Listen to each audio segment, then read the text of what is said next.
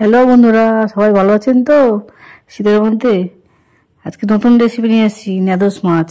এই ন্যাদোস মাছে টাটকা ঝোল খেতে ধনেপাতা দিয়ে কাঁচা টমেটো দিয়ে দুর্দান্ত লাগে। ন্যাদোস মাছকেও প্রথমে পরিষ্কার করে নিয়েছি। এই মাছ কাদাতে মাটির কাদার মধ্যে থাকে, কাদা জল যেখানে কম থাকে কাদার মধ্যে বেশিরভাগ থাকে। ভালো করে পরিষ্কার করে নিতে হয়। প্রথমে নুন হলুদ মাখিয়ে নিচ্ছি। ভালো করে পরিষ্কার করে নেবেন, ভালো করে ধুয়ে নেবেন, অনেক কাদামাটি থাকে। প্রথমে নুন হলুদ মাখিয়ে নিচ্ছি, তারপর এই মাছটাকে রান্না করব। শীতের মধ্যে এই মাছ খেতে খুবই ভালো লাগবে। এই সময় এই মাছটা ভালো পাওয়া যায়।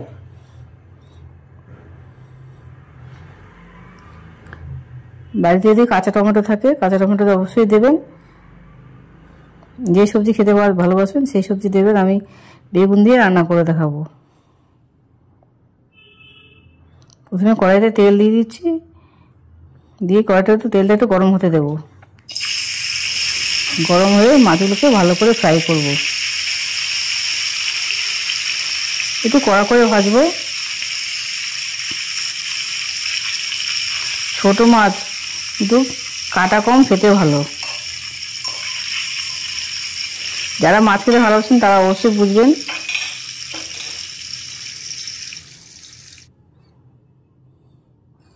এক পিঠ হয়ে গেলে আমি উল্টে পাল্টে মাছটাকে ভেজে নেব। তেল যদি ভালো গরম হয়ে থাকে মাছ আর কড়াইতে লেগে যাবে না।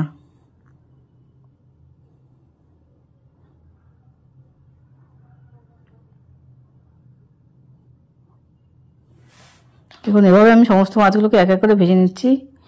একবারে বেশি মাছ দেবেন না, অল্প অল্প করে মাছ দেবেন, তাহলে মাছটা ভালো মতো ভাজা হবে।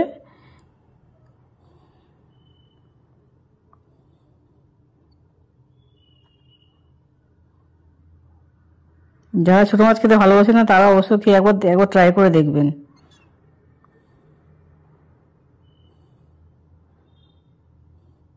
কই মাছের মতো অত কাটা থাকে না। ছোটো কই মাছে যেমন বেশি বেশি কাটা থাকে, এই মাছে অতটা কাটা থাকে না।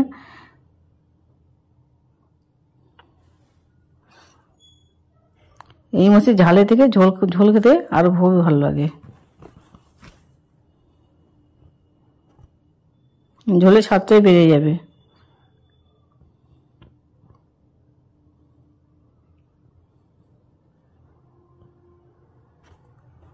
আমি 500 মাছ নিয়েছিলাম, এই এক এক করে মাছগুলো আমি ভেজে নিচ্ছি।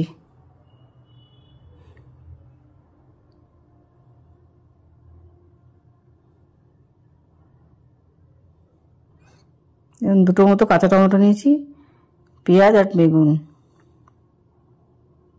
আমি এভাবে টুকরো করে কেটে নিয়েছি। টমেটোগুলোকে এভাবে নিয়েছি, বেগুনগুলোকে লম্বা করে একটু ফালি করে নিয়েছি। প্রথমে কালো জিরা ফোড়ন দিলাম। এবার যে পেঁয়াজগুলো কুচিয়ে রেখেছিলাম ওই পেঁয়াজটাকে দিয়ে দিচ্ছি।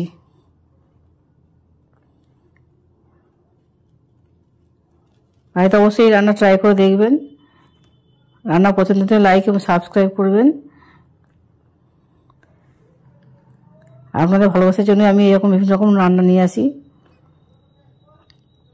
কমেন্টে আমাকে জানাতে পারেন নতুন নতুন কোনো রেসিপি যদি আপনাদের রান্না করার ইচ্ছা থাকে, আমি আর রান্না করে আপনাদের দেখাবো। এবার টুকরো করা বেগুনগুলো আমি দিয়ে দিচ্ছি। পেঁয়াজটা পুরো লাল লাল করে ভাজে নিয়ে আমি আদা ভেজেছি।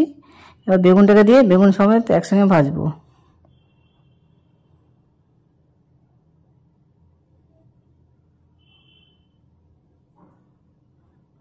বেগুন সমেত আমি একসঙ্গে ভেজে নিচ্ছি। এবার টমেটোটাও দিয়ে দেবো। একটু টাইম নিয়ে ভাজবেন। বেশ কিছুক্ষণ করে একটু ভেজে নেবেন, নাড়িয়ে চাড়িয়ে ভেজে নেবেন।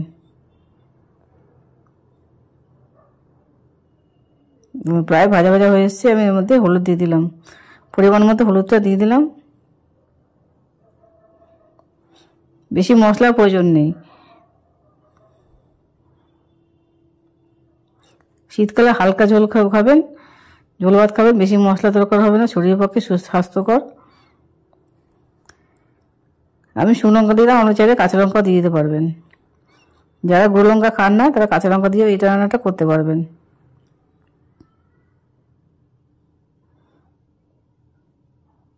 এবার সমস্ত উপকরণ মিশিয়ে ভালো করে একটু নেড়ে চেড়ে নিচ্ছি। সামান্য পরিমাণ জলের ছিটা একটু দিয়ে দেবেন।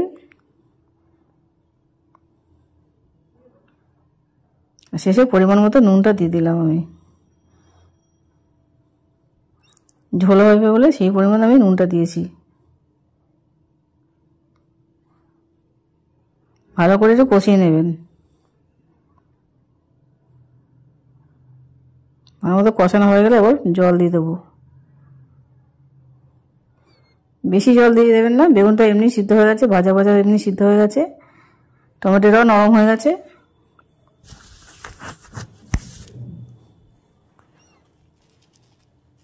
এবার ঝোলটা একটু ফুটলেই আমি মাছটা দিয়ে দেবো। দেখুন ঝোলটা এবার ফুটে এসছে। এবার মাছটা আমি এক এক করে দিয়ে দিচ্ছি।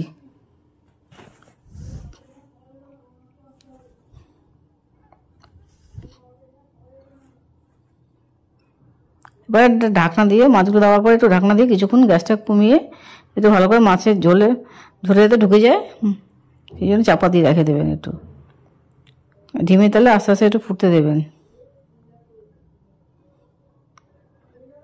ঝোলটা মাছের মধ্যে মাছটা ঝোলের মধ্যে চুবিয়ে দেবেন।